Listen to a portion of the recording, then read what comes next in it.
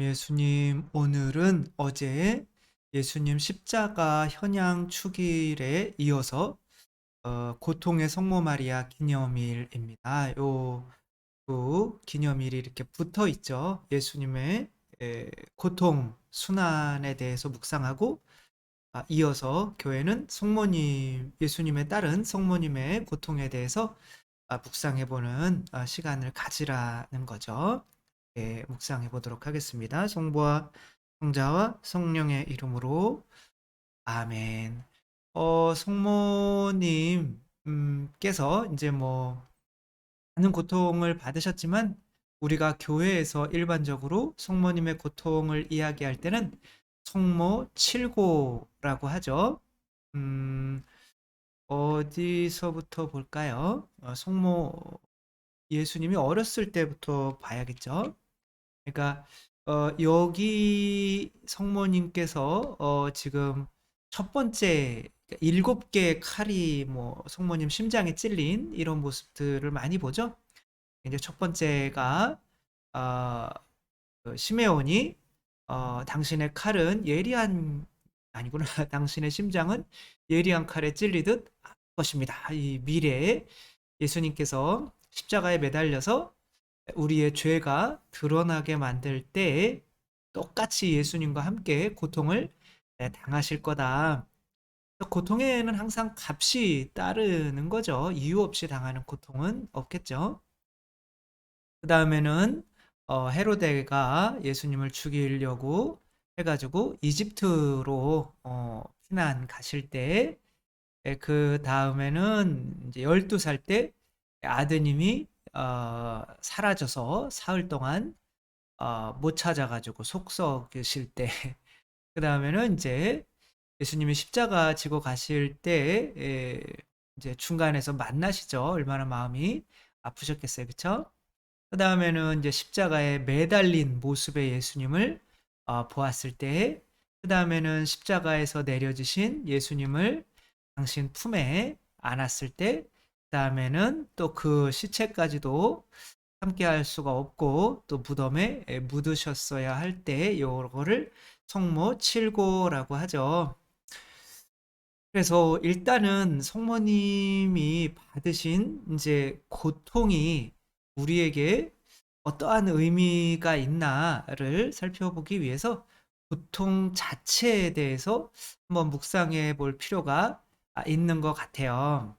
남극을 처음으로 남극점에다가 처음으로 남극에 도달한 탐험가가 있는데, 아문센이 이제 그렇게 도달했었죠. 노르웨이의 아문센의 이야기를 이제 한번 보면서 도대체 우리는 왜 그렇게 고통을 감수하면서 살아가야만 하는가를 한번 보면 좋겠어요. 아문센은 이제 부잣집 집안에서 이제 태어났는데, 탐험에 대한 어떤 이런 욕구가 엄청 컸죠. 그래서 특별히 이제 북극을 가서 북극을 에, 탐험하고 싶었는데, 그래서 막 갖은 준비를 이제 성장해서 다 하고는 있는데, 이미 이 그 북극을 다른 사람이 점령을 했다고 그래서 상당히 충격을 받죠. 그러면은 지금까지 내가 평생 남극에 처음으로 가는 게 소원이었는데 이건 뭐지? 다 쓸모없는 일인가? 그러고 있다가 도저히 안 되겠다. 그러면 남극으로 가야겠다. 지금까지는 북극에 대해서 이렇게 준비를 많이 해왔는데 갑자기 남극으로 간다고 그러니까 이 선원들이 미쳤나, 우리 다 죽이려고 하나? 그런데 이제 어쩔 수 없이 이제 끌고 간 거죠. 그래서 이제 1300km에 해당하는 남극에 이 이제 가서 그 집을 해놓고 해 있는데, 이 막 아문센이라고 하는 사람이 목표에 너무 치중하다가 보니까 아 그러니까 다른 사람을 좀 희생하는 거죠. 그쵸? 어떤 제가 너무 어떤 목표에 도달하려고 하면 우리 이 사목회 위원들이 너무 희생을 당하겠죠. 저의 이야기를 보는 것 같아서. 아무튼 이게 어떤 목적을 이루려면 이제 그렇게 해서 이제 막 죽어가는 사람도 그냥 냅두고 자기들끼리만 들어오고 막 이러는 또 비인간적인 이런 모습을 보여주죠. 음, 그래서 그러나 이제 끝까지 많은 희생이 따라서 이제 가는데 또 뭐 여러 가지 위험도 있죠.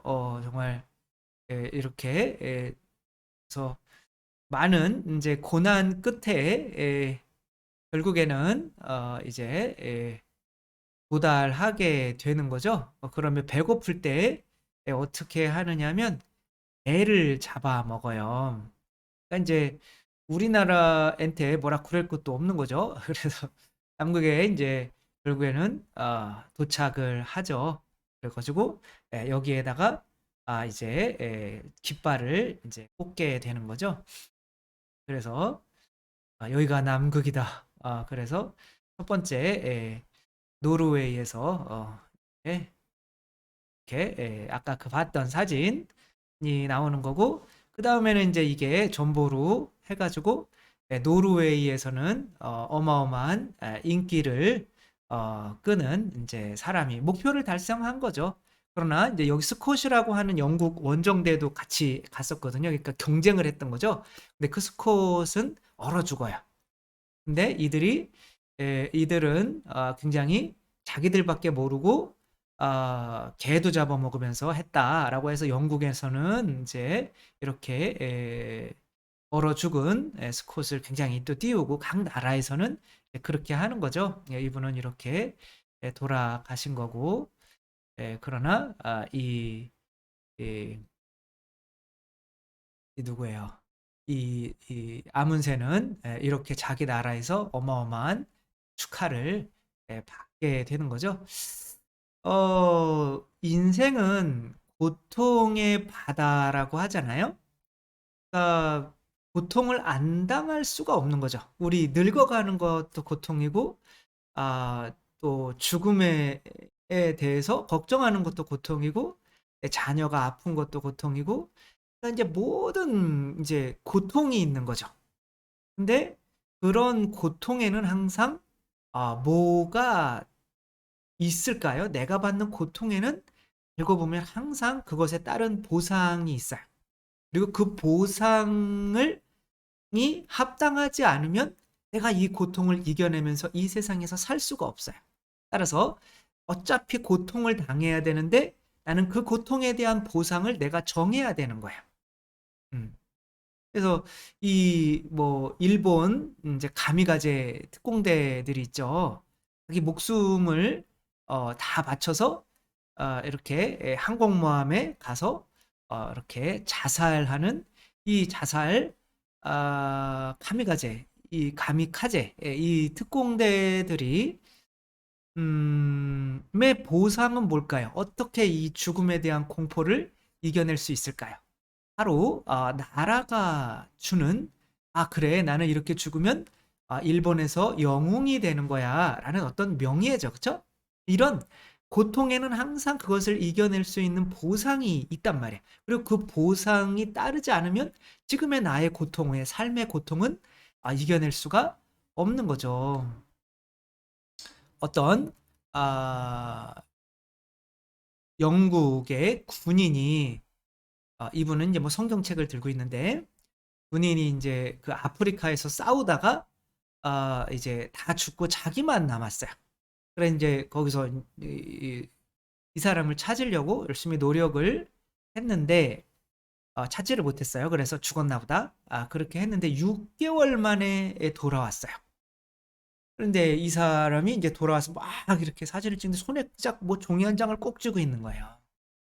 그래서 이게 뭘까? 이게 사람들이 저게 바로 정글에 이제 지도가 있어서 그래도 저 아프리카 밀림에서 살아남을 수가 있었구나. 그거를 그냥 굳이 이렇게 뺏어가지고 이렇게 펼쳐보니까 런던 그 지하철 지도였던 거죠. 그러니까 이 사람은 내가 이 고통을 이겨내면 그러니까 여기를 이겨낼 수 있는 힘은 이 동네 지도가 아니라 어떤 희망이었던 거죠. 내가 이 고통을 당하면 이런 보상이 주어져. 그러니까 옛날에 그 런던에서 살 때의 그 일상을 나는 생각하면서 이 고통을 감내할 수 있었던 거죠. 그래서 이제 우리가 누군가의 우리가 살아가면서 어쩔 수 없이 이제 받아야 되는 고통을 음, 보상해 줄 수 있는 대상을 우리가 정해야 되는 거죠. 그쵸? 그게 나라일 수도 있는 거고, 함의과제 특공대는 나라인 거고, 또, 이 사람은, 뭐, 그 일상의 어떤 그런 삶인 거고, 이 사람은 자기가 처음으로 무언가를 이루어내는 아문세는 명예인 거고. 근데 이제 그거를 보면 주는 대상이 있어요. 나라일 수도 있고, 그죠? 혼자 뭐 명예 뭐 이런 건 없잖아요. 그 다음에 여기 대부분은 나라, 이웃, 가족. 내가 이렇게 고생하는 거는 바로 가족을 위한 거야. 그러면 가족이 주는 어떤 보상이 있어야 될 거 아니에요. 아무리 부모라고 하더라도 계속 하는데 자녀들이 부모를 좋아하지 않고 이용해 먹는 생각이 든다면 내가 지금 참아내는 고통에는 반드시 한계가 따를 수밖에 없는 거죠. 그래서 일반적으로는 나 자신이 이 고통에 대해서 보상을 줄 수가 있어요. 그렇죠? 그 다음에는 내 가족이나 뭐 이웃이나 이제 나라, 다른 사람들이라고 볼 수 있는 거죠. 그 보상을 줄 수가 있어요. 그 다음에는 하느님인 거죠. 근데 이제 나 자신이 보상을 주는 것은 만약에 제가 강의를 하고 왔다. 그런데 그 사람들이 막 박수 쳐주고 이렇게 하는 것에 이게 좀 충분하지 않은 것 같아요. 그러면은 이제 술을 한 잔 마시고 자야지. 그렇게 치맥을 이렇게 먹게 되고 일 끝나고 먹는 이 치맥이 아주 맛이 있잖아요. 그것은 내가 한 고통에 대한 보상을 내가 주는 거죠. 그런데 이 내가 주는 보상은 항상 충분하지가 않아요. 그래서 오늘 생맥주 한 잔 했으면 내일은 더 독한 술 먹어야 되고 그 다음에는 이제 중독이 되는 거죠. 그러니까 아무리 돈 많고 뭐 재벌 2세, 3세가 돼서 이 세상에서는 고통이 전혀 없을 것 같지만 사는 것 자체가 고통이기 때문에 그들은 하느님을 모른다면 혹은 이웃들에게서 오는 그 보상으로는 충분하지 않기 때문에 마약이나 어떤 성적인 쾌락이나 이런 것들에 자꾸 이제 집착하는 거죠. 그것이 내가 이 세상 살아가는 그 고통에 대한 보상을 내가 주는 건데 결국에는 그게 나를 죽이게 되는 거고 연예인들이나 스스로 목숨을 끊고 하는 이유가 내가 지금 참아낼 수가 없는 거예요. 제가 나에게 다가오는 이 고통을 내 스스로는 그 보상을 줄 수가 없는 거죠. 왜? 내가 나를 만든 게 아니니까. 그러면 이제 결정을 해야 되는 거죠. 예. 다른 사람에게서 오는 어떤 내가 받는 고통에 대해서 보상을 요구할 것인가? 그거는 다 해봤잖아요. 안 되잖아요. 내가 아무리 가족을 위해서 해도 가족은 뭐 명절 때 되면 뭐 애들끼리 놀러 가고 그 고통에 대해서 계속 자녀들이 해줄 수가 없다고요. 그리고 나라도 계속 나라가 뭐 해줄 수 있는 만큼은 국가유공자 뭐 해서 해주지만 그것도 한계가 있단 말이에요. 그러면 결국에는 내가 내 스스로 나에게 그 고통의 보상을 주는 건데 그런 것들이 일시적으로 오는 쾌락들인 거죠. 근데 그런 것들이 나를 중독자로 만들고 나를 죽이는 거죠. 이건 뭐 선택이에요. 어쩔 수가 없어요. 내가 투자하는 거거든요. 누구에게 그 보상을 받을 것인가? 그러면 우리는 신앙인들은 누구에게 투자해야겠어요? 뭐 보이지 않는 하느님에게 투자를 해야 되는 거죠.